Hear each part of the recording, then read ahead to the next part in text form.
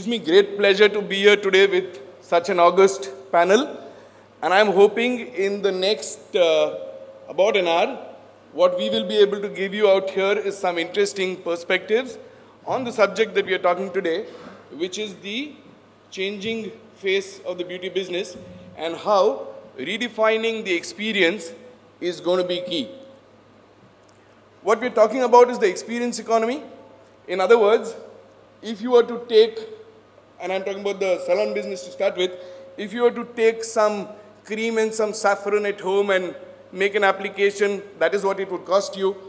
If you went out into the market and bought products which had these things, it would cost you a little more, give you a different experience.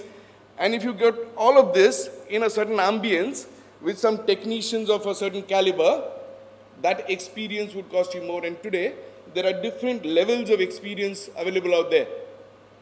One thing that, since all of us here are also businessmen, you will come across is this term, which till now has meant return on capital employed.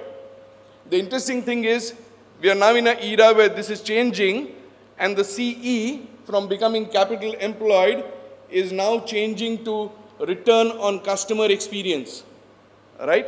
So it's no longer just about what capital you employ, it's soon the currency is becoming customer experience. So the people who will be able to come up with the best experience are the people who are going to be where the customer is going to stick. So back to this experience economy, if we were to say that each business is about having people, products, and processes together, that's what each one of us do. Whether it's a salon or a spa or a fitness chain or what have you. There are two things that are happening today which are setting the context. One is technology, and with technology, distances are going away and boundaries are becoming smaller and smaller. And this is by way of having web stores or mobile apps or connecting with your customers and what have you. One thing, when we're talking technology, we are really, really lucky, people in our business. There are a lot of businesses where the net is taking away a lot of things from the business itself. Whole businesses are disappearing. In our case, we are lucky because technology can empower our business, but it cannot replace it. So imagine if these are different businesses. Now each one of these things right now is looking like a salon business because that's where I come from, but it could well be an Ayurveda set of business, it could be a spa, it could be a fitness chain, it could be salons, right?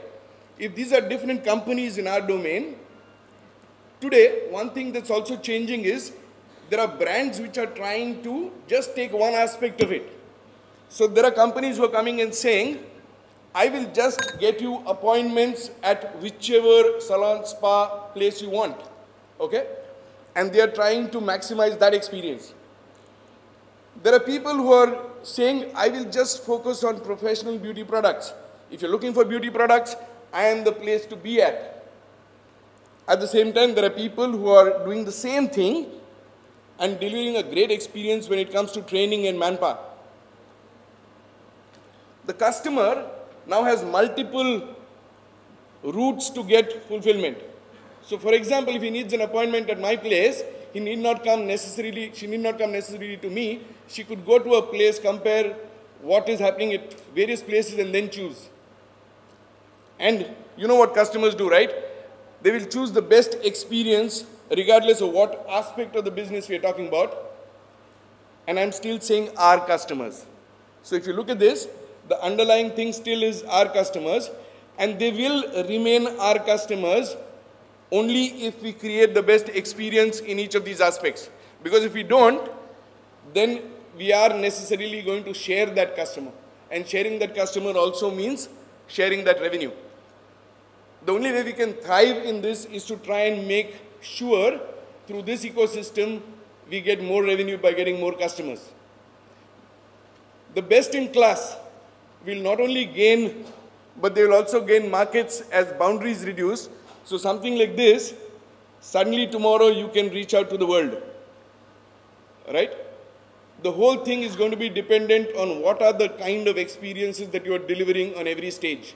So this, ladies and gentlemen, is the scenario. This is the backdrop in which we are. And just before I leave you, it's now also about another definition of roti, which is return on time invested, right?